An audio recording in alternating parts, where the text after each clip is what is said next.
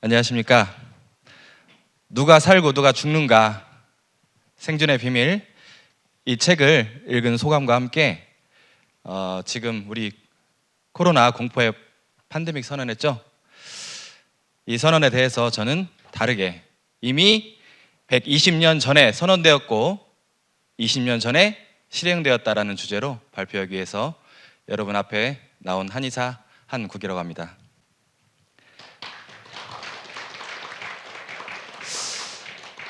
이 엄중한 코로나 상황에서 어떻게 하면 이게 안 걸리고 잘 살 수 있는지, 아니면 걸렸다고 하더라도 어떻게 하면 죽지 않고 최대한 나을 수 있는지에 대해서 생존의 비밀, 이 책이 다시 한번 조명받고 있는데요.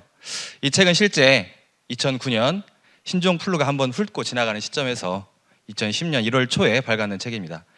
짧은 시간 내에 이 책의 핵심 내용을 소개하기는 참 힘들어요. 이 책은 사실은 요약할 게 없습니다. 이 책 자체가 요약본이기 때문입니다.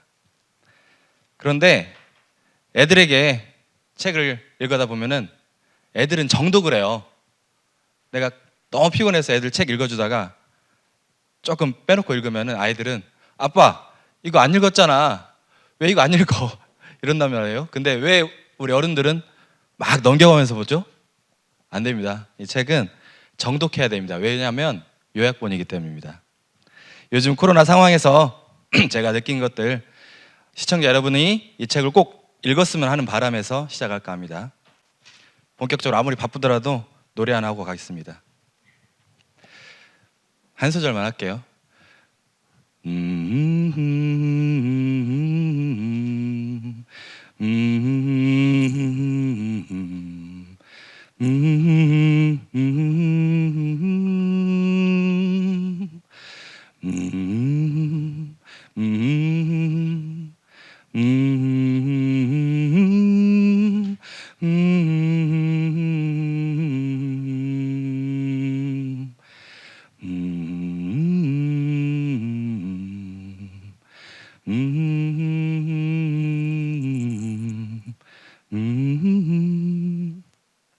이 노래 제목이 뭡니까? 네, 아시는 분 아시네요. 이거를 후밍으로 이렇게 불러보면 우리 일반 사람들 허밍이라고 하잖아요. 우리는 후밍이라고 합니다. 이렇게 후밍으로 하다 보면 마음이 너무 편안해져요. 이 코로나 상황에서 여러분들 한번 마음이 편안해지도록 후밍 한번 해보십시다. 이 책이 결론짜리가 사실은 이 후밍이에요. 이 후밍으로 사실은 제가 오늘 강의 안 해도 됩니다. 사실은 그 이유에 대해서는 알고 싶으면 끝까지 시청해 주시기 바랍니다. 자, 우선 이 책 앞서서 요즘 코로나 사태 한번 보겠습니다. 팬데믹 선언을 3월 11일 날 선언하는 모습이죠. 이 판이라는 것은 모두라는 그리스어고 데믹은 사람이라는 뜻이라고 합니다. 모든 사람에게 전염될 수 있는 이 WHO 질병 단계 중에 마지막 최고 경보 단계 6단계 선언이죠. 코로나 바이러스 전문자 현미경 모습인데요. 이렇게 작은 것이 참 우리 몸에 들어와서 병을 일으킨다고 합니다. 코로나라는 것은 일식, 월식 때 이게 성한 모습 같다고 해서 보이시나요? 네. 일식 같은가요? 네. 또 하나 안타까운 사실이 있는데요. 이 모습은 얼마 전 뉴스에 중국 의료진 감염이 3,300명이라는 뉴스가 잠깐 떴었는데 이 두 분의 의사가 있었는데 한 분이에요. 이분이 왼쪽 분이 지금 걸려서 오른쪽으로 된 모습입니다. 이렇게 얼굴이 새까맣게 변했어요. 이거 죽어가는 장면이 아닙니다. 좀 나아서 좀 많이 나았다고 기뻐서 이제 살았다고 하는 장면입니다. 감염 질환이 이렇게 한번 걸렸다가 중증까지 갔다가 나으신 분들은 사실 돌아올 수가 없어요. 얼굴이 폐가 간 문제가 이게 생기면 혈액이 폐혈증까지 가서 조금 돌아온다고 해도 조금 새카매지게 남습니다. 신장이 망가지기 때문에 그러는데 혈액이 걸쭉해지면 신장이 피곤해져서 결국 신장이 망가지면은 이렇게 투석 환자들처럼, 저는 우리 환자들 투석 환자를 좀 보는데 다들 조금씩 얼굴이 새카매집니다. 피부병도 있고. 이 흑사병 아시죠? 중세 때 하루 이틀 만에 이렇게 그냥 죽어가면서 얼굴이 새카매졌다는 거예요. 결국은 우리 감염 질환이라는 것은 이 장기를 망가뜨리면서 혈액을 오염시키고 폐혈증이 가면은 결국 이렇게 까매지는 것입니다. 페스트를 흑사병이라고 불렀던 이유가 이겁니다.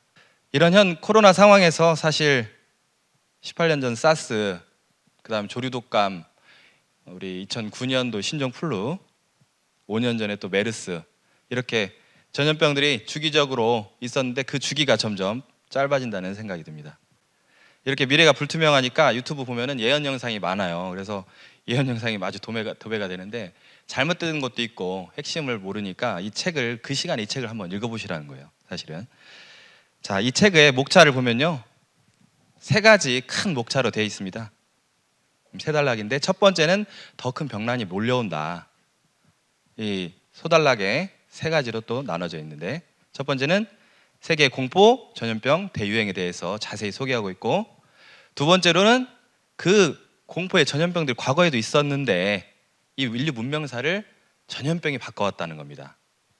세 번째는 과거보다 더 큰 다가오는 질병 대란 소식이 있는데 수많은 예언자들, 종교의 성인들이 미래에 대해서 이런 코로나 말고 더 큰 질병 대란이 온다 이렇게 말씀하셨는데 이것을 정리해 주고 있습니다.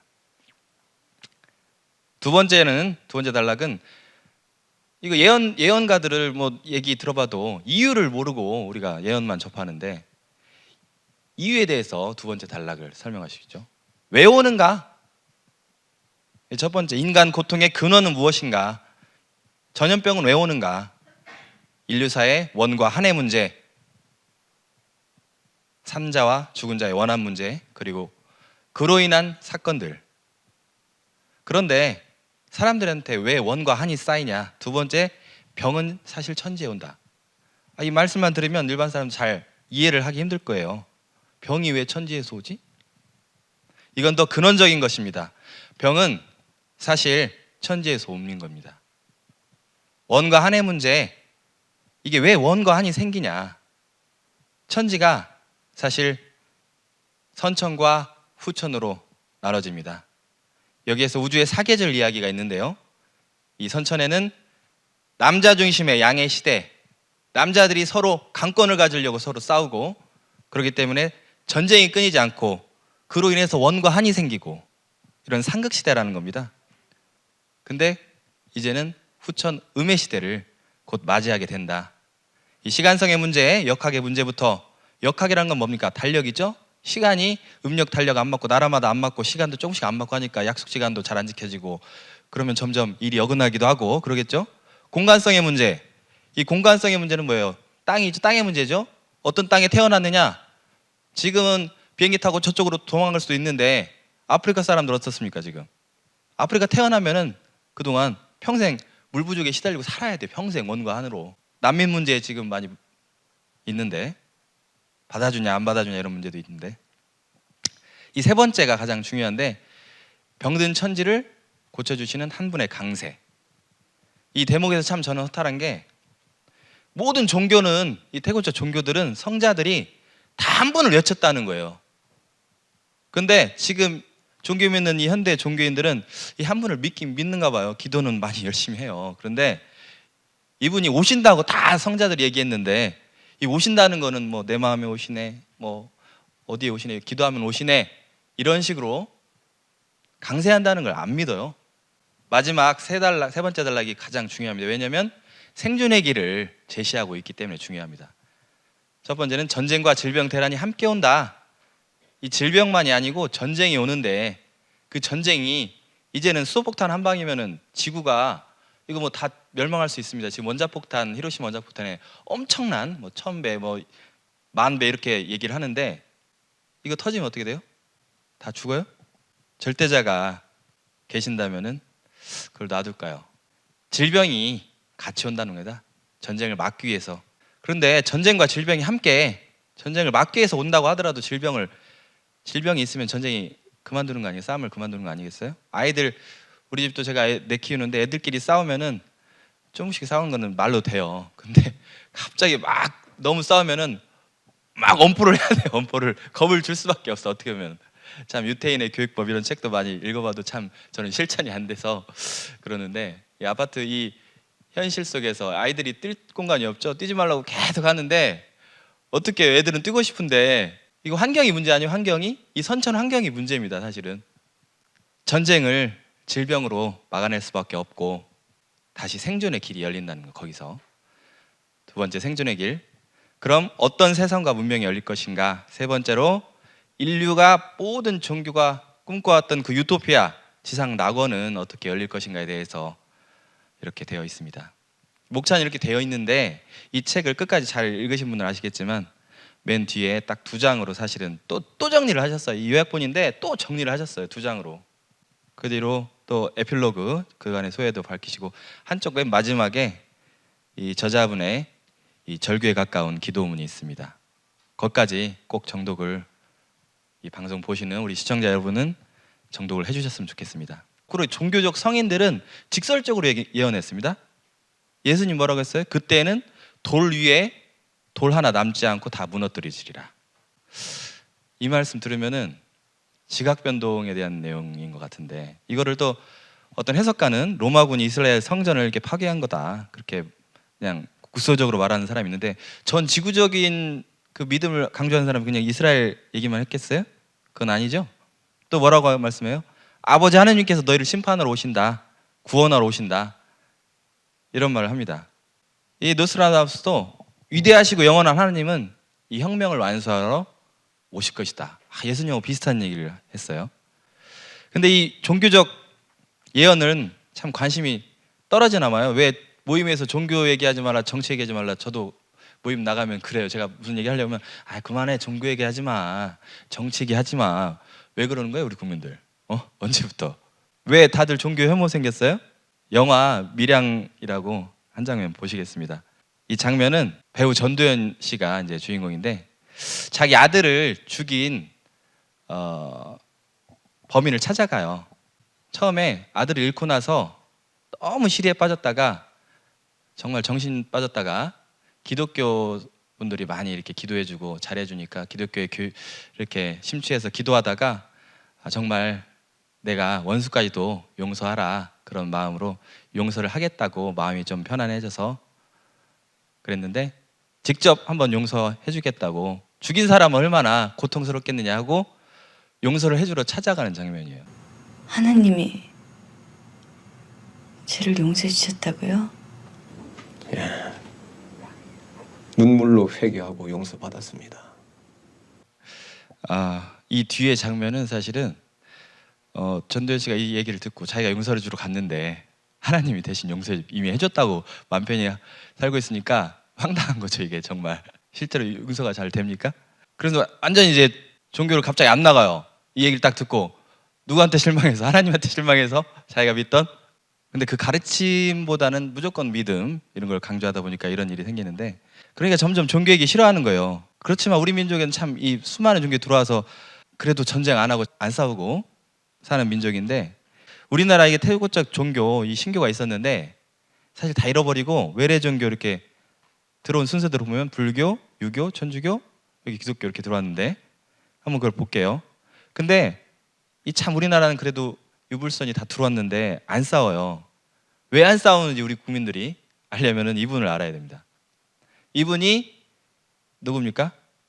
뒤에 한자로 이렇게 써 있는데 뒤에 약간 밑에 양주 보이는데 중국 양주에 박물관을 크게 세워줬어요. 우리 민족 사람을. 누굽니까? 고은 최치현 선생님입니다. 이 최치현 선생님을 알아야 우리 신교를 또 어느 정도 이해를 할 수가 있는데 이분이 이제 중국에 가서 황소해난 때 토황소 경문 다 해가지고 싸움 없이 말로써 자기의 정신력으로 항복을 받아내가지고 이렇게 기념관을 세워줬는데요. 얼마 전에 지리산 하동에서 이분 유적 전시회를 열었었어요. 이분이 가장 위대한 점이 저는 우리나라 종교 다 들어와도 싸우지 않고 잘 지낸 이유에서 말씀하고 있거든요. 자, 난낭비 서문입니다. 국유 현모지도하니 왈 풍류라. 쭉 내용을 보면은 우리나라에는 유불선 3교를 포함하는 신교가 있었다는 겁니다. 신교가 있었는데 지금 유불선이 들어와서 행세를 하고 있다 이런 내용이죠. 그렇기 때문에 우리 민족 사람들은 우선 이 역사를 알아야 돼요. 그냥 믿음을 우선 강조하지 말고 믿어라 이런 거 하지 말고 역사 중심으로 제대로 공부를 해보면 종교가 다르다고 다 싸울 수 없습니다. 또 한 종교만 믿을 수가 없어요. 우선 각 종교 순서대로 기존의 예수 석가 공자 그분들 말고 그분들을 믿고 따랐지만 사실 청출어람으로 그 큰 역할을 했던 중요한 인물들에서 간단히 말씀드리겠습니다. 시대 순서대로 우선 불교. 이분은 달마대사죠. 이 달마대사 이 사진은 다 우리 불교 신자들 다 걸어놓고 있어요. 집안에 보면은 놀러 가면 우리 친구들도 다 하나씩 있어요. 근데 우리나라 불교를 처음에 들어왔지만 완벽하게 이 우리나라에서 뿌리 내리게 하신 이분을 몰라요. 이분이 누굽니까? 진표율사입니다. 이분은 미래불, 이 미륵불 신앙을 표대를 세우신 분입니다. 이 부사의왕장에서 지금 기원하다가 실제 미륵부처님 나타나서 계시를 주시는데 그 후에 모악산 금산사 미륵불상, 속리산 법주사 미륵불상, 금강산에도 발현사 미륵불상 이렇게 세우면서 이 땅에 엄청나게 미륵불 신앙을 꽃피우게 되고 불교가 이 땅에 나오게 됩니다. 전 세계 미륵불상의 70~80%가 대한민국에 있다는 것을 아십니까? 특히 이 전라북도, 충청남도에 많다는데 제가 이게 코로나 이렇게 확산되기 전에 사실은 참 답답해서 아이들 때문에 한번 갔다 왔어요. 미륵불상입니다. 금산사 미륵불상. 제가 고향이 전주라서 어릴 때부터 자주 갔는데 또 한번 가봤어요. 이 실내불상은 어마어마하게 크죠. 이 미륵전이 국보 62호인데 제 생각엔 최소한 국보 10호 안으로 들어야 되지 않는가 그런 생각도 하고요. 연대고증 또 해보면 아주 오래됐고 이 진표율사의 출생기부터 미륵부처님과의 인연 설명이 너무 길지만은 그거는 각자 궁금하면 읽어보세요. 찾아서 읽어보시면 다 나오니까. 우리나라 불교 신자들은 최소한 이분 일대기는 다 모두 봐야 된다고 생각합니다. 이분은 누굽니까? 유교. 삼국시대 이전부터 초기 유교가 전해지다가 본격적으로 우리나라 사실 들어온 게 고려시대 때부터인데 이때 송나라 때 고려시대 비슷할 때가 송나라 때잖아요. 송나라 때 수많은 유학자들, 성리학자라고 하죠. 두 정자, 정의천, 정명도 이런 분도 있었고 주자, 이분이 주자인데 주회암 대성사라고 저는 부릅니다. 소자, 소강절 이런 분들이 나와서 특히 이제 이분이 왜 유명하냐면은 사실 유학 이 공자님 모르고 살 수도 있어요. 우리가 우리 민족 사람들은 왜 저쪽에서 태어나셨으니까 우리 같은 동이족 혈종이라고 하더라도 먼 부신에서 몰랐을 수도 있죠. 그런데 이분이 없었다면 사실 공자님이 이렇게까지 안 알려지지 않았을까 이런 생각을 하는데 이 사사삼경으로 정리하면서 공자님 말씀을 다 정리를 해서 또 사서로 만들어요. 그리고 각 말씀의 주자의 주석이 정말 막히면 대단합니다. 줄을 다 다는데 이걸 쭉 읽어보면은 참 천재적인 노력파이고 겸허한 분이다 이런 생각이 듭니다. 너무 주석이 좋아서 근데 그 뒤에 유학자들 수많은 제자들이 이분의 주석에 조금이라도 토를 달면 사문난적이라고 또 이런 부작용을 만들었는데 아무리 이렇게 참 예수님, 공자님 이런 분들 보면은 시대를 앞서간 천재였다고 하더라도 이 주자 이런 분들 근데 제자들이 어떤 짓을 할지 몰랐을 것 같아요. 사람 이 마음은 참 알기 어려운가 봅니다. 내가 이런 말을 했을 때 후대에 내 제자들이 어떻게 할지 사문난적을 비판해서 많이 사람 죽이거든요 사실은. 그리고 이분은 바로 마테오 리치 신부님, 마테오 리치 대성사라고 하는데요. 제가 이 천주교를 어렸을 때부터 믿었어요. 사실 23살까지 참 조금 열심히도 했었고 이분의 전기도 읽어봤고 또 천주시리도 원문 그대로 읽어보려고 참 노력했는데 해석 안 되는 부분도 해석본도 보고 했습니다. 이분은 로마에서 법학을 공부하고 당시의 시대적 천재에 있어요. 그레고리어력 이걸 제정에 중요한 역할을 한 크리스토퍼 클라비우스 신부한테 다 배워요. 1571년도 예수에 들어가가지고 1577년까지 신학교에서 공부하고 수학, 천문학, 역법, 시계 만드는 법, 지구 우리 장영실처럼 지구이나 이 천체 관측기구 만드는 법까지 배웠다고 그래요. 참 우리나라로 보면 장영실 같은 분인데 장영실보다 사실 160년 뒷분이니까 훨씬 더 발전했었겠죠. 우리나라 장영실 시대 어떻습니까? 세종대왕 시대죠. 근데 이분 활동했을 때가 우리나라로 보면 동인 서인 막 나눠져서 싸울 때예요. 20년 뒤에 이제 임진왜란 터지는 시점이니까 이때 이렇게 머나먼 여정으로 인도 거쳐서 이렇게 중국의 마카오 거쳐서 북경으로 가서 자기가 믿던 하나님을 동방 사람들은 상제라고 불렀구나 하는 걸 알게 됩니다. 그래서 서민부터 황제까지 친구로 삼아서 중국에 참 하나님의 이상국을 한번 이곳에 한번 내가 건설해보겠다는 포부를 갖고 살고 전도를 시작하시다가 수많은 봉사를 하다가 돌아가시는데 책 한 권을 쓰셨죠? 예, 바로 천주시리입니다. 이 책이 우리나라에 들어오면서 사실은 이승훈이 세례받고 그 친구 이벽, 그 다음에 이제 정약용 이런 형제들, 정약전, 정약종 이런 형제들을 비롯해서 수많은 실학자들이 공부를 해서 이렇게 받아들이게 됩니다. 사실은 꼭 이 책이만 마음에 들어서 받아들이는 게 사실 아니에요. 서양의 과학문명과 이게 수학, 천문학이 너무 르네상스 이후로 발달하니까 이미 서학이 천주교 들어오기 이전에 100년 전부터 누구예요?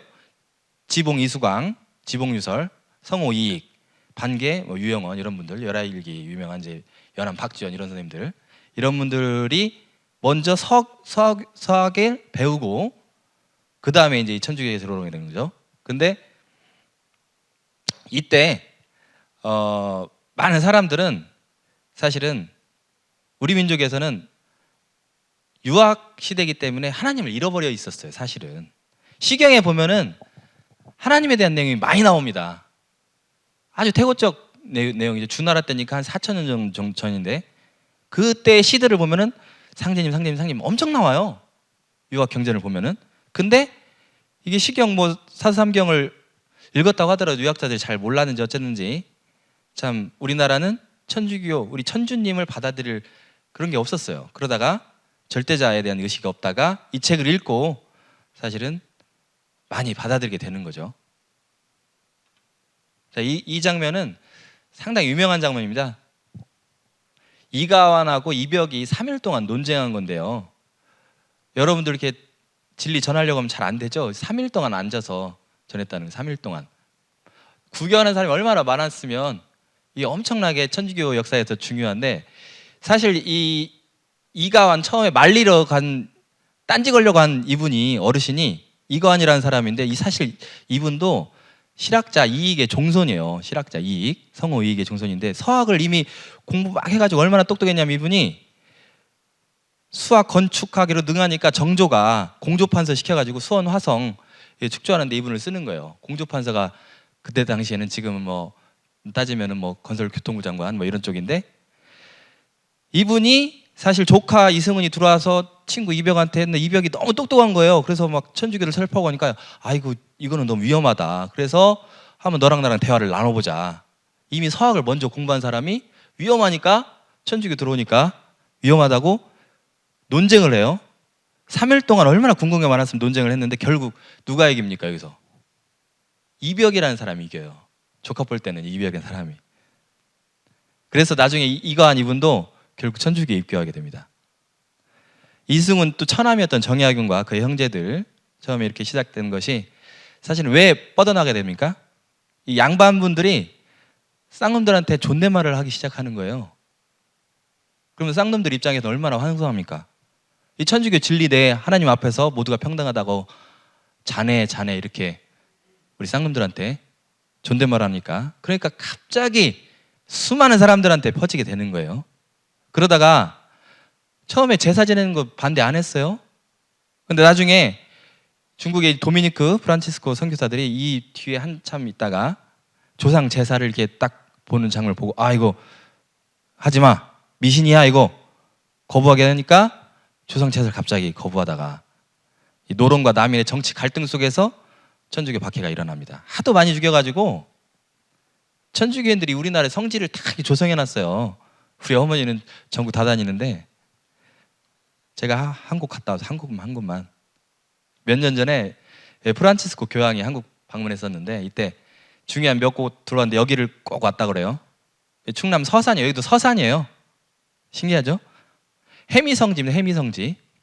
이 서산에 참 끝까지 배신 안 하고 굳건히 지킨 의리파들이 참 많았는지 여기 엄청 크게 춘향관과 성당을 지어놨어요. 여기 오른쪽에 보면 조그맣게 저기 프란치스코 교황까지 이게 동상을 지어놨어요. 참말로 참 대단합니다.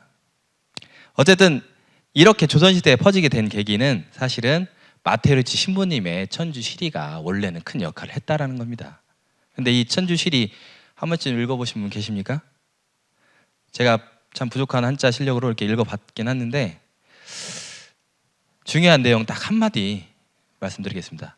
오국천주는 즉 화원상제신이라. 우리나라 이 마테리우스 신부님 입장이에요. 서양 우리나라의 천주님은 즉 화이족, 우리 중국 사람 얘기죠. 화원, 중국말로는 상제신이라. 중국 갔더니 믿고 있네. 원래 경전수계 엄청 믿었었네 옛날에. 근데 왜 니들 지금 안 믿어? 그러면서 천주님과 상제님 같다 이렇게 표현하고 있어요. 근데 사실 이 천주라는 말도 사실은 이 서양의 가드를 번역한 거죠. 원래는 사실 불교 용어입니다. 불교 용어. 이 미륵상생경에 차처지명은 도솔타천이요 금차 천주지명할 미륵이니 여당 귀하라. 이곳의 이름은 도솔타천이다. 이 하늘 천주님의 이름은 미륵이다. 놀라운 말씀이죠? 너는 마땅히 귀할지니라. 지금 현재 대한민국에 있는 유교, 불교, 천주교, 기독교 다 포함해서 제가 하고 싶은 말은 뭐랍니까? 아버지 하나님은 미륵이시고 그리고 상제님이다. 이게 중요한 말씀을 제가 꼭 드리고 싶습니다. 이제 기성전교 다 했나요? 기독교도 나왔는데 이게 기독교를 개신교로 하다가 이게 프로테스탄트죠, 영어로. 이 항명자들 이렇게 하면은 좀 기분 나빠요. 신앙 바꾼 자들, 뭐 데모한 자들 이렇게 되니까 부정적인 말이고 기독교라고 해줘야 돼요. 사실 개신교라고 하면 엄청 기분 나쁘고. 이거는 사실 시대적으로는 신교라 이게 뒤이기 때문에 이거 전에 사실 우리나라 최재우 대성사 이분 얘기를 안 할 수가 없습니다. 기독교 들어오기 전이니까. 이분이 천주교 들어오고 나서 천주님이 계신다는데 한번 이분 보고 싶어. 진짜 있다고 하면은. 그래서 경주 용담정에 가서 이게 기도만 해요. 두문불출해서 안 나와요. 계속 기도만 하다가 갑자기 하늘에서 어떤 음성이 들려오니까 갑자기 정신 못 차리고 두려워하니까 상님께서 뭐라고 합니까? 세인이 위야 상제언을 여부지 상제야. 세상 사람들이 나를 상제라고 하는데 너는 왜 기도한다고 이렇게 나 보고 싶다면서 나왔는데 왜? 응? 너는 왜 상제를 모르느냐? 그렇게 해서 상제님께서 뜻이 있어서 이 땅에 최재우 이분께 많은 말씀을 해주셨습니다. 직접 주문을 또 내려주시고 시천주주라고 해서 이 땅에 시천주할 것을 선포합니다. 이게 그냥 말로 하면 안 되니까 이분이 하나님한테 음성을 받은 거를 용담가, 안심가, 교훈가 이런 걸 가사집을 만들고 또 한글로 배운 자들한테는 또 한자로 해줘야 되잖아요. 그러면 포동문, 논학문, 수덕문, 불연기현 이런 걸 지었는데 이걸 나중에 합본해서 이제 용담, 유사, 동경, 대전 이렇게 나눠지는데 동경, 대전은 한자니까 그렇다고 해도 용담, 유사는 언문으로 돼 있으니까 우리 한번 꼭 대한민국 사람이면 누구나 읽어봐야 됩니다. 그 당시에 시천주를 선포하게 되는 겁니다. 시천주. 이 주문은 시천주, 신천주가 아니라 시천주. 믿을 신자를 쓴 게 아니고 모실 시자를 썼다는 게 상당히 중요한 내용입니다. 믿는다는 건 뭐예요? 무형의 하느님, 눈엔 안 보이는데 하늘에 계시니 좀 믿어봐라 이렇게 종교가들이 얘기했는데 이분은 뭐라고요? 시천주. 천주님 모셔라? 이게 모신다는 거는 옆에서 모시는 건데 그죠? 그럼 어떻게 해야 됩니까?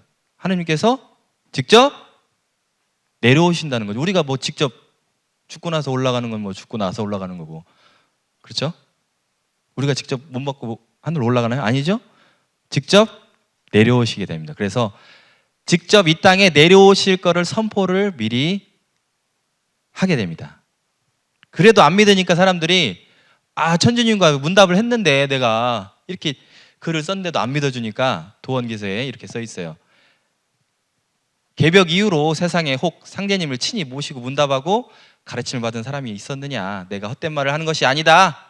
세상이 혹 그렇지 않다 하여 헛된 말로 알면 이것은 각기운인 것이다. 각기운인 것이다. 이거는 무슨 말입니까? 무서운 말씀이 각기운인 것이다. 저는 참 무섭게 들려 이게.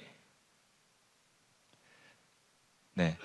결국 이분은 1864년에 잡혀서 대구장터에 잡혀서 돌아가시면서 상제님이 곧 몇 년 뒤에 오신다 예언하고 참수당에 돌아가시는데, 그 뒤에 이 동학이 점점 전복림 장군의 동학 농민혁명으로 수많은 사람이 또 평등을 위해 싸웠잖아요. 노비제 철폐하게 되고 과부도 재원 허가되고 그런 과정을 겪었어요. 그런데 지금 동학 어디 있어요? 2대 교주 최시영, 3대 교주 손병이가 또 천도교 개칭하고, 또 그 비슷하게 또 나철이 또 갑자기 또 단군교 이런 거 나오면서 국사교과에서 동학 몇 줄 나오는 걸 끝나게 되는데, 인내천 이렇게 끝나게 돼요. 왜 이러는 거예요? 네. 제가 생각할 때는 바로 그 절대자 하나님이 이 땅에 이미 오셨기 때문에, 그 당시에 동학에서 시천주를 선포해서 우리 땅에 이렇게 오실 거니까 모시라고 했는데, 모실 시차는 다 까먹어요. 2000년 전에 예수님이 너무 빨리 얘기했어요. 아버지 하나님이 도둑처럼 오시니까 항상 깨어 있어라. 그렇게 했는데 당시 깨어 있는 사람 많았을지 몰라도 지금은 몇 명이나 깨어 있습니까? 이 아버지 하나님의 복음 말씀을 사실 전하기 위해 이 증산도 도전은 전 세계 사람들에게 전부 다 읽혀야 되니까 각국 언어로 번역되고 있습니다. 그래도 전 인류는 이 땅으로 강세하신 이 아버지 하나님, 미륵님, 상제님을 모르고 있습니다. 우리나라 땅으로 올 수밖에 없었던 사연, 그리고 오셔서 구원의 심판의 큰 뜰 어떻게 짰는지 간단하게만 좀 이따 언급하고, 사실 저는 많은 얘기를 하지 않을 겁니다. 어차피 얘기해봤자 많은 사람들은 책을 읽어야 확실히 알 수 있습니다.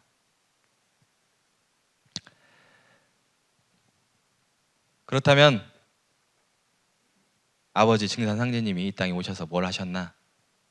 바로 판을 뒤집었습니다.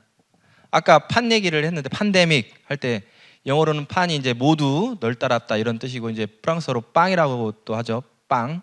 근데 우리말로는 참 이게 비슷해. 동서양이 판 하면은 이제 순 우리말로 마당판, 뭐 난장판, 씨름판, 바둑판 이렇게 있고, 결국 이제 판이라는 게 이제 한자로 보면은 널판지처럼 넓은 거를 판이라고 하나 봐요. 근데 이 판에 사실 이판사판이라는 말도 우리가 써요. 이판사판 하면은 원래는 불교 용어라고 그래요. 이게 이판승, 사판승, 이치를 중심으로 공부한 이판승과 수행 중심으로, 이렇게 실천 중심으로 공부하는 사판승. 그런데 이판사판을 다 알아야 돼요. 사실은 이치적으로도 체험적으로도 알아야 됩니다. 그래야 이 하나님의 심판, 하나님의 심판의 판자도 사실 이 한자로 판단할 판자를 씁니다. 생사 판단, 선악 판단. 근데 이 중요한 게, 이 판을 갖다 우리 상님께서, 우리 절대자 아버지 하나님께서 쓰십니다. 자, 우리가 판돈이란 말 게임에서도 하고, 한 판, 두 판, 세 판. 한국 사람들은 꼭 게임할 때 3세판을 하는데, 자, 이제는 판이 달라졌습니다. 어떤 판으로 달라졌습니까? 서기 1901년 이후에, 지금으로부터 거의 120년 전에, 제가 아까 제목에 120년 전에 선언되었다 했는데, 왜 그렇게 생각하는지 이 생전의 비밀, 이 책 꼭 한번 읽어보시고, 이 여유가 되시는 분은 도전도 꼭 읽었으면 합니다. 세계는 인터넷으로 연결이 되어서 이제 한문과 같습니다. 판이 달라요. 이게 쿡 찌르면 아파요. 정치 대결, 종교 대결, 국가 대결, 인종 대결, 이제 더 이상 왜 하는 겁니까? 냉전 시대에 개발된 수소폭탄이 진짜 터지면 폭발력이 정말 큰데, 미국, 러시아, 영국, 프랑스, 중국이 다 가지고 있다고 하고, 얼마 전에 북한도 핵실험 성공했다고 해서 어떤 사람도 인터넷에 우리나라 통일되면 핵 보유국 되네, 아 좋다고 이렇게 얘기를 하기도 하는데, 평화통일해서 우리도 이제 핵 보유국 되자, 어불성설이죠.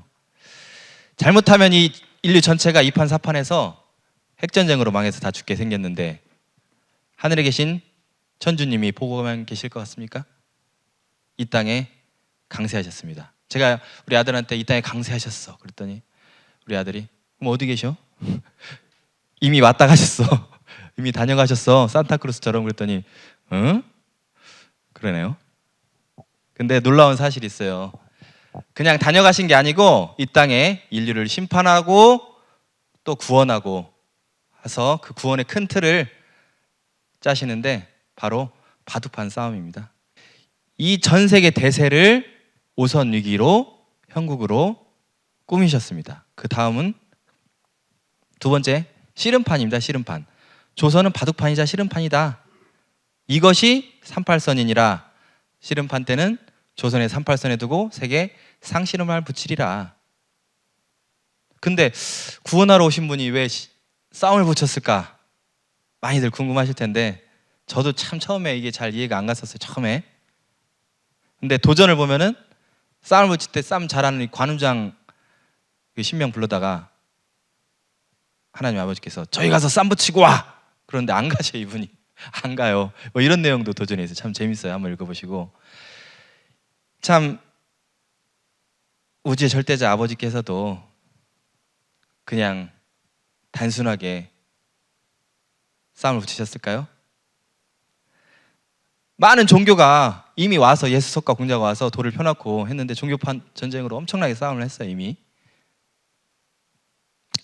이 극한의 환경, 사실은 종교가 꼭 달라서가 아니라 환경이, 아까 말씀드렸듯이 천지 환경이 달라서 결국은 문명이 달라서 전쟁을 할 수밖에 없는 거 아니겠어요? 이 극한의 경쟁, 이 사회에서 더 이상 이 선천시대 싸움을 말리기가 참 힘들어요. 그래서 아버지 하나님께서는 이 판, 구원의 심판을 천지공사라고 해서 큰 틀을 짜놓고 가셨습니다.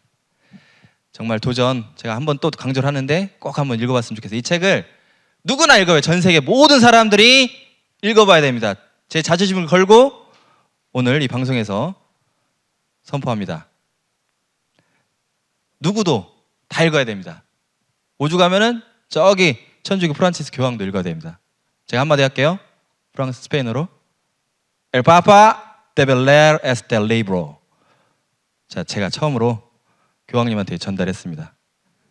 방송이 번역돼서 교황님까지 가서, 제가 천주교 신앙을 오래 했는데 참 재작년에 바티칸 한번 갔다가 한번 만났으면 전해주려고 책을 들고 갔어요. 근데 못 만났어요. 못 만나서 이거 스페인어부터 공부해야 되나 해서 스페인어 공부했는데 또 이번에 사실 코로나 때문에 뭐 미리 계획했던 거 다 취소됐어요. 어쨌든 못 갔으니까 다시 한번 El Papa debe leer este libro. 자, 이렇게 전했습니다. 자, 이곳이 어디냐면 터키 카파도니아의 괴레메라는 곳인데, 초기 기독교인들이 예수님이 아버지 하나님 오신다고 했으니 그때는 순수하게 믿었을 거 아니에요? 오신다고? 그래서 로마에서 막 탄압하는데 나는 그래도 믿을 거야 하고 막 탄압받으니까 저 굴을 파고 저 동굴 속에서 작은 동굴 도시를 만들어가지고 구멍들 많죠? 저게 다 연결이 돼 있어. 안에 식당도 있고 다 지금 예배당도 있고. 저렇게 처절하게 300년 동안 살다가 결국 로마 황제 콘스탄티누스가 그냥 인정해줘 버리니까 점점점 그 뜻을 더 이상 누가 오는 게 아닌가 봐. 로마 황제가 인정해줬어. 이제 살만해 하고 믿음이 바뀌게 되는데요. 예수님만 믿고.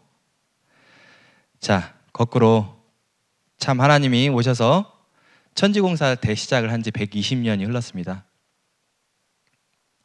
근데 아버지 하나님께서 사실 나를 믿기 이전에 너희들 조상님을 믿어라, 이런 충격적인 말씀하셨는데, 자, 구원의 손길은 조상으로부터. 우리가 종교 싫고 뭐 그래도 다 우리 국민들 제사는 지내고 그러는데 참 묘소 가가지고 뭐가 안 된 일 있으면 아버지 도와주세요, 할아버지 도와주세요 막 이렇게 하긴 해요. 자기 종교가 있든 말든 사실은 우리 민족이. 그러면서도 또 일요일 날 또 종교 가면은 네 아버지 예수님의 이름으로 기도드립니다 이렇게 하고 또 그렇습니다. 자기 친아버지한테 부탁할 건 다 부탁하고, 실제로 저기 멀리 있는 예수님이, 저기 멀리 있는 석가부처님이 하늘에 계신다고 하더라도 내 편입니까? 내 말이 참 들릴까요? 왜 내 이름으로 기도하지 왜 예수님의 이름으로 기도드립니다 이렇게 할까? 저도 어릴 때 참 궁금했는데 예수님의 이름으로 기도드립니다. 이거 뭡니까 이거? 에? 내가 내 이름으로 기도하면 안 되나? 그렇죠? 상님께서는 우선 조상은 아니 위하고 나를 찾지 말라 이거예요. 나를 위한다 하면 부당하나니 조상의 제사를 극진히 받들라.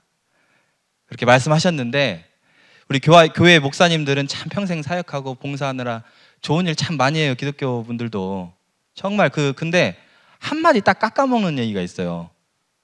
돌아가신 부모님 앞에 절하지 마라. 왜요? 아, 그건 우상숭배야. 여기서 기독교 오매겠다는 분들 좀 있는데 저도 마찬가지예요. 친한 친구들 이렇게 부모님 돌아가시면 내가 절을 해요. 저도 재배를 하고. 근데 이게 옆에 같이 온 친구가 뒤에서 기독교 믿는다고, 아니 생전에 엄청 잘해주셨어 이 어머니가, 친구네 어머니가. 이 친구는 절을 안 해. 아, 물론 모르는 사이는 절을 안 할 수 있어요. 묵념할 수 있죠. 그죠? 처음 보는데, 이게 영정 앞에 사진 보는데 처음 봐. 그러면 뒤에서 묵념할 수 있어요. 기도할 수 있습니다. 그런데 생전에 정말 잘해주셨어. 우리 어머니처럼 잘해주셨어. 근데 절을 안 한다고, 전 하지 말래. 그래서 안 해요. 내가 속으로 에이 부려박심한 놈아, 그렇게 너를 아들처럼 생각하는 분한테 절 한번 안 하냐, 참. 그런데 조상 숭배는 잘못된 것이 하지 마라. 이 한마디로 이 기독교 평생 봉사한 선행이 무너지는 겁니다. 서양 사람들, 기독교인들을 무덤 가서 왜 비석에다 대고 포옹하고 키스해요? 그 사람들 인사법이 포옹하고 키스예요. 그 사람들 기독교인들 참 잘해요. 그죠? 인사하고 있는 거, 우리나라 원래 절법이 인사법이죠. 왜 절 하지 말라고 하는 거예요? 상님께서 이런 말씀을 하셨죠. 맨 마지막 구절 보면은, 중간부터 볼게요. 중간에 또 하늘에 가면 그 사람의 조상 가운데서도 웃 어른이 있어서 철부지 아이들에게 천자문을 가르치듯 새로 가르치나니 사람은 죽어 신명이 되어서도 공부를 계속하느니라. 죽었다고 당장 무엇이 되는 것은 아니니라 하시니라. 상제님께서 말씀하시기를 무엇이든지 소원하는 바를 이루면 천지에만 빌어서도 안 되고 먼저 조상에게 빌고 그 조상이 나에게 와서 빌어야 뜻을 이루느니라 하시니라. 이런 말씀하셨습니다. 조상님께 한번 빌어보십시오. 정말 간절히. 우주 절대자, 저기 한의사가 얘기하고 있는데 진짜 맞습니까? 기도 한번 해보십시오. 진짜 오셨다 가셨는지. 평생 내 편이었다가도 참 죽어서도 내 편이고 미워서도 내 편, 우리 조상님들한테 한번 기도 한번 해보십시다. 근데 그냥 빌기 참 어색해요. 그래서 상제님께서 조상을 찾는 이 기도문, 주문을 알려주시고 가셨습니다. 뿌리 찾는 주문이라고 해서 엄청 중요합니다. 그 주문이 바로 이 태울주입니다. 훔치 태울천 상원군 훔리치아돌의 훔리하며 사파. 우주의 절대자께서 꼭 읽으라 하신 주문이 태울주인데, 훔치는 천지 부모를 부르는 소리니라. 송아지가 어미를 부르듯이 창생이 하늘님을 부르는 소리요. 낙반 사유는 이 내 젖꼭지를 잘 빨아야 한다는 말이니 천주님을 떠나면 살 수 없다는 말이니라 라고 말씀하셨습니다. 그리고 이 세상 모든 약 기운을 태울주에 내가 붙여놓았느니라. 약은 곧 태울주니라. 제가 한의사인데, 제가 의사인데 약은 곧 태울주니라. 학생 때 이게 뭐지? 약이 있는데 왜 약은 또 태울주지? 이런 말씀하셨는데 참 믿기 힘든 말씀하셨어요. 그 당시에는 제가 화장실에서 딱 볼일을 보는데 누가 딱 붙여놨어요. 이게 뭐예요 이게? 그랬는데 나중에 제가 이거를 읽어보니까 정말 이 주문에 효험이 있었습니다. 이 훔소리의 위대성은 불교 육자진언엔 온만이 반매음에서 나오고 수많은 진언에도 나오는데요. 이 훔소리의 위대함은 인도 뉴델리 태생 의학박사 디팍 초프라가 서양에 소개해서 수많은 수행단체 이미 하고 있어요. 근데 훔소리만 하고 있어. 훔소리만. 수많은 수행단체에서 불교에서도 하고 있고요. 사실 인도에서도 하고 있고. 근데 이 주문을 완벽히 알지 못합니다. 이 주문은 사실 꼭 읽지 않으면 살기 어렵다라고 또 선포하신 말씀이 있습니다. 이 전쟁을 막기 위해서 우주 절대자께서 전 인류가 절멸하면 다 큰일 나니까 큰 질병을, 병겁을 내리시는데 그 큰 병겁 이전에 작은 병겁, 천연두, 그게 한참 동안 없다가 다시 나온다고 말씀하셨습니다. 말씀을 보면 시두손님인데 천자국이라야 이 신명이 들어오느니라. 내 세상이 되기 전에 손님이 먼저 오느니라. 앞으로 시두가 없다가 때가 되면 대발할 참이니 만일 시두가 대바라거든 병겁이다 할 줄 알아라. 이 천자국은요, 사실 제정일치 시대에 우리 환인, 환웅, 단군, 진정 하늘의 뜻을 받들어 다스렸던 분이 천자 아니겠습니까? 이 땅 바로 조선이 원래의 천자국입니다. 그 천자 문화를 온 인류가 본받아서 천자, 내가 천자다, 내가 천자다, 왕들이 막 그랬었어요. 그런데 실제 우리나라로 천자국이 되기 때문에 시두손님이 우리나라에서 앞으로 대발한다. 이번에 코로나 잠깐 지나가는데요, 이 천연두는 어디서? 이 한반도에서 대발한다. 조금도 아니고 대발한다. 시두가 없다가 대발한다고 해서 1980년도, 1979년도인가 그때 선포됐죠? 시두가 더 이상 나오지 않았어요, 이 세상에. 거의 40년이 됐는데 너무 오래돼서 의사들이 본 적도 없고 저도 본 적이 없어요. 근데 시두 걸렸다가 나은 분은 본 적이 있어요. 그런데 이 노하우가 없으니까 이 병원에 아이를, 만약에 아이가 천연두 걸려서 데리고 들어가면 어때요? 의사가 뭔지 모르고 우왕좌왕하다가 더 이상 못 나올 수 있어요. 병원에 다시 못 나올 수 있어요. 아니면 병원의 의사들도 다 너무 무서워서 도망가고 없을 수도 있습니다. 천연두 걸린 아이 사진입니다. 정말 이 수포의 크기를 보세요. 농포가 다 염증을 의미하는데 때로는 저런 질병보다 공포, 불안감이 더욱 병이 되기도 합니다. 저는 일선에서 환자 본 경력이 15년 되어 가는데요, 이 공포라는 것이 참 놀란 거, 정말 병을 일으킵니다. 얼마 전에 불난 것을 보고 아이가 왔었어요. 불났는데 자기는 빠져나왔는데 옆에 방에 동생이 자고 있는데 동생이 죽을까 봐 막 두드리는데 안 나오는 거예요. 연기가 가운데서 차가지고. 얘가 몇십 분간 두드렸다는 거예요, 깨우려고. 그래서 결국 살긴 살았어, 동생이. 근데 그 뒤로 불 하면 경기를 일으킵니다. 불 하면 막 고함을 질러요. 이거 한번 놀란 거 어떻게 할 거예요? 제가 치료해 주려고 참 노력도 하고 약도 쓰는데 참 안 돼요. 간질발작까지 하고 있는데, 이분들 환자분들 제가 몇 분 봤어요. 이 어린아이 말고도.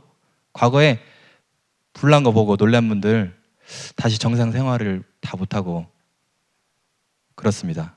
공황장애로 많이 오는데, 이 아이는 내가 책임지고 낫게 하려고 사실 노력하고 있는데, 사실 약이 태울주입니다. 공포심. 마음이 두근거리면 공포심 너무 심해져서 마음이 두근거리졌는데, 태울주를 한번 읽어보십시오. 태울주는 심령과 혼백을 안정케 하여 성령을 접하게 하고 신도를 통하게 하며 천하창생을 건지는 주문이니라. 참 이렇게 설명해도 잘 안 믿길 텐데, 저는 사실 대학생 때부터 태울주를 읽기 시작해서 임상하면서도 읽었지만은 사실 열심히 못 읽어요, 진료보다가. 그런데 애들 아프면 제가 읽게 되는데, 제가 아이 넷 키우는데 항생제 해열제를 써본 적이 없습니다. 그러면 네가 한의사니까 뭐 한약 많이 먹었겠지. 한약으로 잘 열 안 떨어져요, 잘. 너무 고열. 연교백산 이런 가루약 하나 먹이고 제가 한 4시간, 4시간 읽어줍니다, 집에서. 그럼 아이가 잘 자요, 아주. 한 30분만 되면은 자기 시작하고 하루 저녁 그냥 땀 뻘뻘 흘리면서 자면은 다음날 완전히 나아 있어요. 제가 체험자이기 때문에 말씀을 드릴 수 있어요. 우리 집에서도 아이들이 볼 수 있는데, 제가 항상 아이들 아프면은 내가 밤새도록이라도 읽어줍니다, 나을 때까지. 정말 이 태울주는 이 면역 세포를 깨웁니다. 이 코로나 바이러스 오면은 몸 밖으로 나가려면은 내 몸의 모든 면역이 흥분되는 거잖아요. 너무 긴장을 하고 공포를 하면 더 면역 폭발로 죽을 수 있는 거 아시나요? 그죠? 마음을 안정시켜야 돼, 환자를 보면은. 근데 주변 상황이 지금 공포로 몰고 가고 있어. 특히 서양은 너무 공포로 몰고 가고 있죠. 마스크만 써도 안 걸렸는데 막 뭐라고 하고, 그죠? 공포심이라는 것이 정말 우리가 극복해야 될 부분입니다. 이 다가오는 개벽을 알려줘도 공포스럽습니다, 사실은. 근데 모르는 사람이 당하면 얼마나 공포스럽겠습니까? 너무 공포에 떨면 열성, 경련이 일어나고 그냥 열이 나요. 공포심만으로도 열이 납니다. 그러면서 이 뇌가, 혈관이 너무 약하니까 열성, 경련으로 간질 쓰러지고, 저는 간질 환자 이게 발작하는 것도 많이 봤어요, 병원에서. 이 침으로 따주고 뭐 이렇게 해봐도 잘 안 돼요, 사실은. 자장가가 나올 수도 있어요, 자장가. 허밍 해주고, 무슨 한의사가 돌팔이처럼 동네 할매 같은 소리 하고 있네 이런 말씀을 하실 수 있는데, 제 경험에 물론 병원을 가지 말라는 게 아니에요. 병원 의사들이 응급 상황에서 꼭 써야 되는 약 정말 도움받을 수 있고 수액 특히 좋습니다. 그런데 침도 순간 따는 거 아주 좋습니다. 그런데 기본적으로 우리 어머니들 감기 걸리면 해도 무조건 응급실 쫓아가요. 옛날에는 그래도 물수건도 좀 해주고 자장가도 불러주고 최대한 기도해주는 마음으로 어머니들 그랬는데, 요즘 어머니들이 바로 쪼르륵 아이는 막 열나가지고 막 긴장하고 있는데 어떡하지? 자기도 더 긴장했어요. 그 병원으로 막 쫓아가는데 응급실은 막 더 긴장 상태야. 그럼 아이들은 막 울기 시작하면 열이 더 나요. 막 41도, 42도까지 찍고. 애들 병원 데려갈 때도 편안하게 괜찮아 하고 데려가세요. 데려가더라도 본인은 속으로 긴장되더라도 아이를 위해서 편안하게. 해열제는 사실 써도 잠깐 떨었다가 긴장하면 다시 다 올라옵니다, 열이. 물론 이런 찌찌까무시나 이런 특별히 어떤 전염병들 이런 거 약들 나와 있는 거 있으면 가야 돼요. 병원 가야 돼요. 그러나 해열제부터 읽으면서 가십시오. 이 훔소리는 위대합니다. 소름 소리 비슷하다고 해서 소름 홈이라고 하는데, 이걸 한번 제가 해볼게요. 훔 하면 어떻게 됩니까? 온몸이 이렇게 떨리게 돼요. 이게 계속 내보다 보면은 이 온몸에 진동이 되게 돼요. 바이브레이션. 우리가 바이브레이션 하면은 영어로 진동이죠. 근데 이게 바이브라는 말이 사실은 어떤 말이 있습니까? 영향력 뭐 이런 말, 느낌 이런 말도 있고요. 그래서 우리 바이브가 좋다, 이런 음악이 바이브가 좋아. 이번에 네 곡 바이브가 참 좋아, 느낌 좋아 그러는데, 이 느낌이 원래는 어떤 느낌입니까? 내 마음을 상대방한테 전달할 수 있을 정도의 느낌, 내 기운이 저쪽으로 갈 수 있는 느낌, 그 정도의 진동력. 돌을 닦으신 분은 내가 강력하게 읽으면은 이 기운이 저기 멀리 있는 사람까지, 마음까지도 완전히 동화시켜서, 감동시켜서 안심을 주게 할 수 있는 정도, 그 정도는 읽어야 되는 거죠. 이 훔소리보다 참 진동, 느낌, 바이브가 좋은 것, 제가 아무리 다른 말을 많이 해봤어요. 근데 없어요. 왜 이 훔소리를 만들었냐? 훔 하면은 히읗이 사실 수기운입니다. 이 훈민정음 제자원리 보면은, 해례본을 보면은 히읗, 이응 히읗은 아하 하면은 소리가 안 걸려 나오고 그냥 지나갑니다. 그래서 투명한 물과 같다 이렇게 표현하고 있습니다. 제가 여기다 안 써놨는데 그런 말이 있고, 이 우가 있는데 우는 사실은 의하고 종성에 보면은 아래하하고 합친말이다 이렇게 돼 있어요, 훈민정음 제자에서. 그런데 이렇게 한 건 평평하잖아요. 이건 땅이다라고 돼 있어요. 의는 땅이다, 아래하는 하늘이다 이렇게 돼 있어요. 이게 두 개 붙이면 우인데 왜 오로 안 하고 우로 했을까? 그 고민이 많아요. 홈 하지 왜 훔 했을까 이런 생각을 했는데, 홈 하면 어떻습니까? 기운이 좀 모여들어요. 홈, 우리말에 홈이라고 해요. 홈, 구멍을 홈이라고 하는데 영어로는 홈 하면 이렇게 좀 안정된 우리 집을 홈이라고 해요. 홈. 아늑하죠, 홈. 물론 근데 바깥으로 나가진 않아요, 잘. 이거는 땅이 위에 있고 하늘이 밑에 있어서 지천태로 음양이 막 순환해가지고 바깥으로 끝까지 벌써냈어요. 훔 하면 위아래로 땅과 하늘이 완전 연결되는 그런 느낌이 있어요. 홈 하는 것보다. 힘 하면 어때요? 힘 하면 막 주먹질 딱, 힘 한쪽 방향으로 바닥 세우는 목기운이라고 했어요. 이 이를 목기운. 한쪽 방향으로 힘낼 때는 힘내라 힘 하면 한쪽 방향으로 힘이 한쪽 방향으로 가는 거예요. 근데 훔 하면 어떻습니까? 온 우주로 사방팔방으로.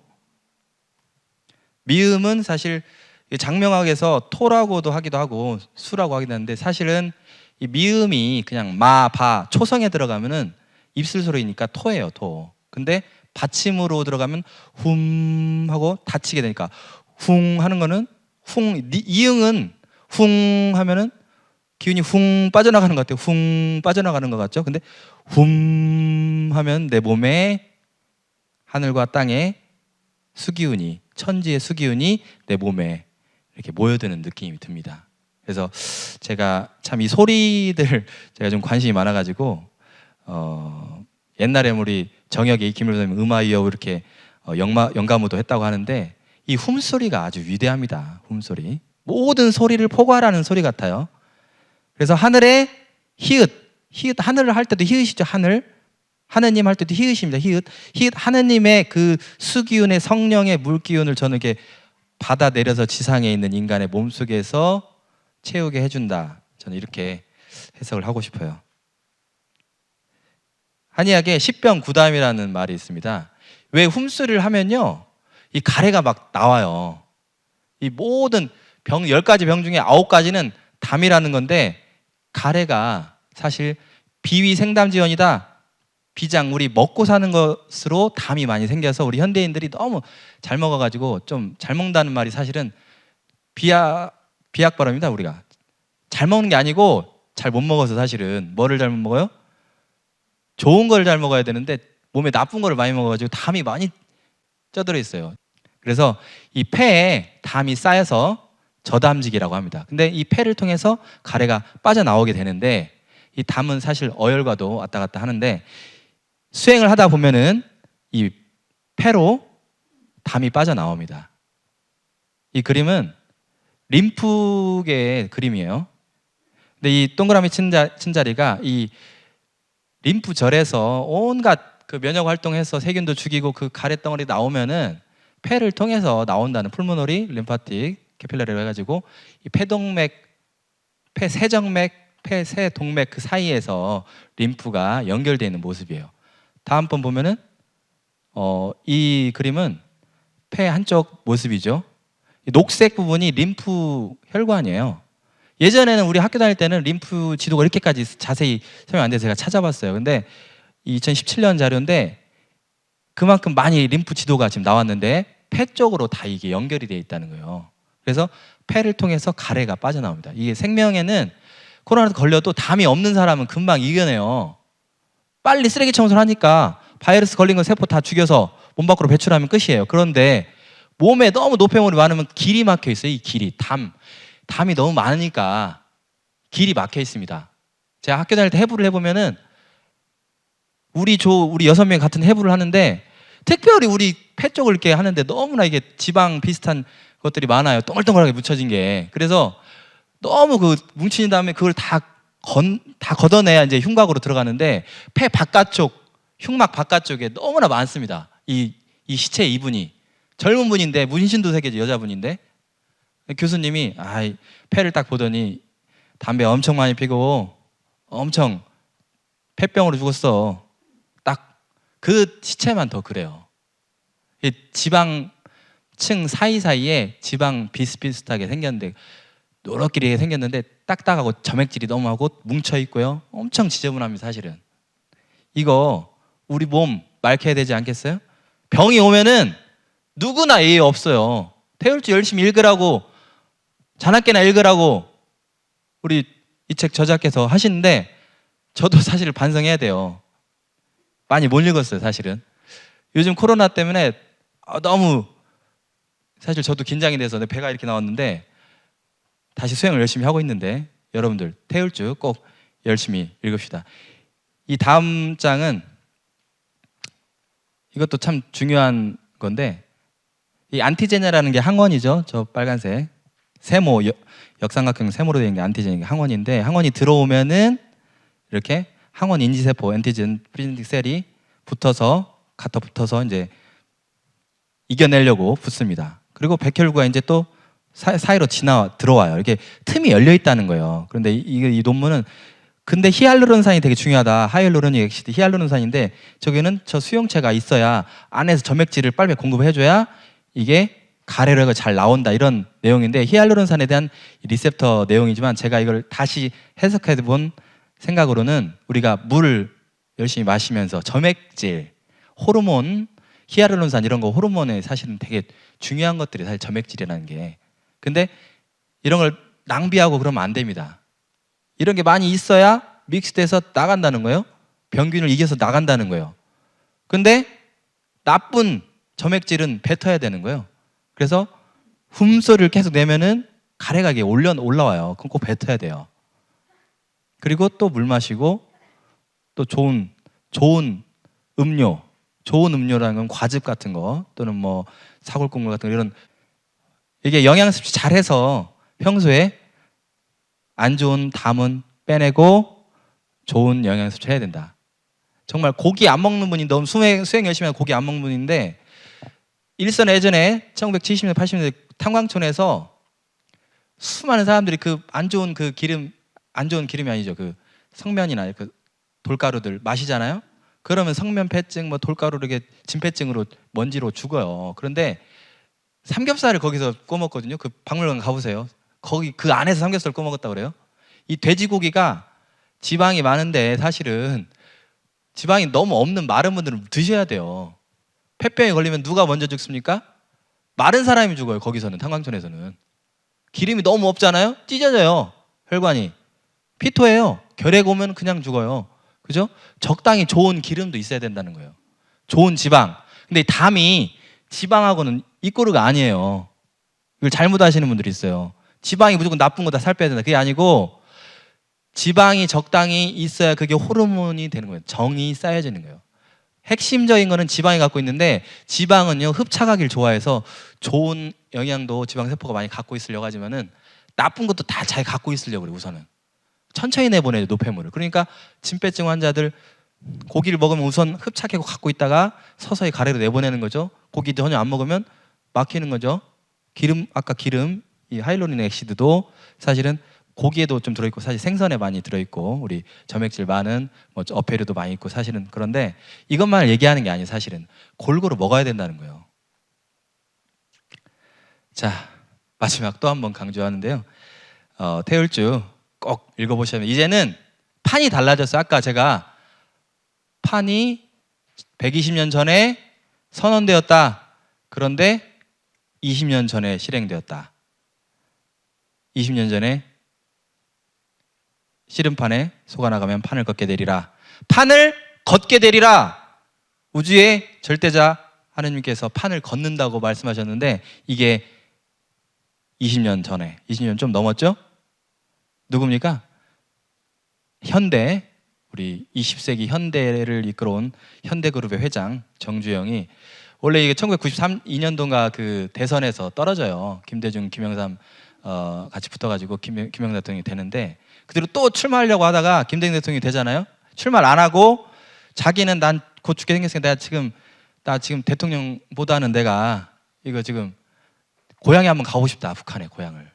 그래가지고 통일소를 기르는데, 이 목장 어디서 길러요? 또 서산이에요. 또 해필이면 서산에 그것도 이름을 통일소라고 붙여가지고 그걸 기르다가 그걸 몰고 북한으로 갔습니다. 이거 내가 줄 테니 나 좀 고향 땅 좀 밝게 해주십시오 해서 김정일을 만나고 화해하고 그러는데, 그러다가 이제 김대중 대통령이 6.15 남북 공동선언을 하고 이렇게 쭉 화해 무드가 펼쳐지는 것처럼 남북한이 뚫리게 되는데, 경색된 남북한을 최초로 뚫고 지나간 사건이에요. 그래서 현대그룹이 현대아산을 해서 금강산 사업하고 그랬는데 지금 다시 경색됐죠. 또 다시 뚫릴 수 있나요?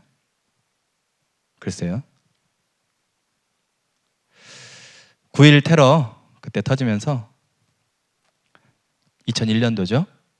북한이 테러 직접 한 것도 아닌데 무기 좀 지원했다고 부시 대통령이 북한은 악의 축이다, 악의 축 발언하면서, 다 기억나시죠? 그때 다시 우리나라는 경색으로, 주변 상황 때문에 우리가 평화통일하고, 저도 평화통일하고 싶어요. 제 이름이 한국이에요. 한국. 저도 평화통일하고 싶은데 그게 안 된다는 걸 이때 깨달았어요. 진주만이라는 영화인데 이때 갑자기 일제가 2차 세계대전 때 미국을 건드려요. 하와이 진주만을 폭격해가지고 편하게 누워있다가 갑자기 당해가지고 저렇게 허둥지둥하는 모습인데, 이 병원에서 수많은 환자가 갑자기 발생하잖아요. 허둥지둥해서 지금 약이 어딘지 주사기 어딘지 찾고 있는 모습이에요. 지금 제가 강의 끝마칠 마지막에 제가 그래도 한의사하고 의료인이니까 우리 의사 선생님들한테 부탁 하나 드리겠습니다. 이국종 교수 상당히 유명해요. 아주대 외상센터 센터장인데, 이분이 얼마 전에 유튜브 강의를 했어요. 이게 참 외상센터가 사람이 없다. 갈수록 생명을 다루는 이 흉부외과나 응급의학과 지원자가 너무 없고 힘들고, 또 정부 지원도 너무 없다. 좀 큰 외상센터 지어지면 정말 자기가 생각할 때는 사람 살릴 수 있을 텐데, 더 살릴 수 있을 텐데 부족하다. 뭐 몇 명 안 되지만 사실은 더 하나 살리려고 그렇게 호소를 하시는 모습이에요. 공부를 정말 열심히 우리 한의사들이, 근데 왜 인정을 못 받는, 정말 열심히 하고 있는 사실은 우리 한의사들이. 근데 이 사실 무형의 기운 다루고 이게 변화되는 환자 변증하고 이게 상당히 이 질환이 콕 집어서 증명할 수 있는 게 아니에요. 사실은 금방 변화되는 환자들이 이렇게 증명하려고 하면 벌써 이 몸이 다른 증상으로 변화되어서 사실은. 그래서 변화 원리만 가지고 얘기하니까 한무당 소리도 듣는데, 한무당이라고 그래요. 우리 양의 선생님들이 우리 한의사들 한무당이라고 하는데, 처음에 저도 이게 좀 기분 나쁜데 그랬는데, 생각해보니까 한무당, 이게 무당이 어떻습니까? 우리 무당분들이 더 기분 나쁠 수도 있어요. 사실은. 에? 아니 무당 왜 무시하는 거예요? 무당. 에? 무당분들 신통력 다 떨어졌어요? 우리 진정한 한무당이 되자. 우리가 원래 우리 한의사들은 어느 정도 무당이 돼야 됩니다. 사실은 옛날 하늘과 땅의 이치에 관통한 사람들은 기운을 봤어요.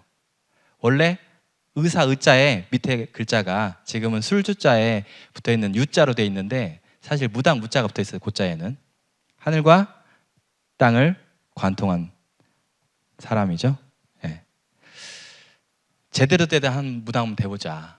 우리가 학교 다닐 때 1학년 때 예과 때 스비규격이라는 걸 배워요. 이천의학인문 쓴 이천 선생님이 의학을 익히는 규격이다, 어떤 그런 자세다, 그렇게 해가지고 규격지를 만드는데 습의 규격이라고 그래요. 그걸 막 외워요. 한자 공부하듯이. 한자 공부해야 되니까 어차피 외우는데, 거기에 보면은 매일같이 일어나서 아침에 일어나서 정자에서 대선천도, 선천도 동그라미 그러는 그 앞에서 정자에서 모든 경전을 읽고, 그러고 나서 마음을 닦은 다음에 의학경전 그 다음에 읽어라. 역학을 읽고 그 다음에 의학을 읽어라. 그러면서 사람들의 그 장부를 비교해서 네 몸에 있는 정상 기전과 상대방 환자의 그 기전이 서로 다름을 파악해서 낫게 해라, 이런 말씀이 있습니다. 사실은 도가에서는 선천도 그리고 이렇게 했는데, 그렇게 하지 말고요. 집에서 물 떠다가 나의 가까운 조상님, 제게 지혜를 주십시오, 기도하면서 한번 이 태울주 한번 읽어보십시오. 동의보감에도 사실은 이 태울 구천전 나온다고, 지난번 어떤 의사분 선생님이, 오히려 의사 선생님이 저보다 더 먼저 이걸 말씀하신 영상이 있습니다. 한번 검색해 보시면 알겠지만, 태울 구구천전을 100번 외워라, 이런 말씀도 있습니다. 사실 태울주 읽으라는 거예요. 그래서 이 세속적으로 참 그동안 제가 태울주 많이 열심히 못 읽었는데, 저부터 다시 열심히 읽어서, 예전에 제가 학생 때 그래도 체험이 좀 있어요. 어떤 체험이냐면, 처음 밝히는 건지 모르겠는데, 수행하다가 눈을 떴는데 사람들 오라가 보여요. 오라가 한 3분 정도, 한 5분 이렇게 보이다가 좀 사라지고 했는데, 그때 계속 더 열심히 했었어야 되는데, 이 위대하신 분들은 이게 오라가 커요. 기운이 맑으신 분들은 실제로 그렇습니다. 정말 열심히 수행해서 많은 사람들 살렸으면 좋겠습니다. 아까 읽었던, 아까 후밍했던 거 한번 노래 부르면서 끝마치도록 하겠습니다. 넓은 벌 동쪽 끝으로 옛 이야기 지줄대는 실개천이 휘돌아 나가고, 얼룩배기 황소가 해설피 금빛 게으른 울음을 우는 곳 그곳이 있자마 꿈엔들이 진리야. 자, 후밍 많이 하시고 건강해지십시오. 이상입니다.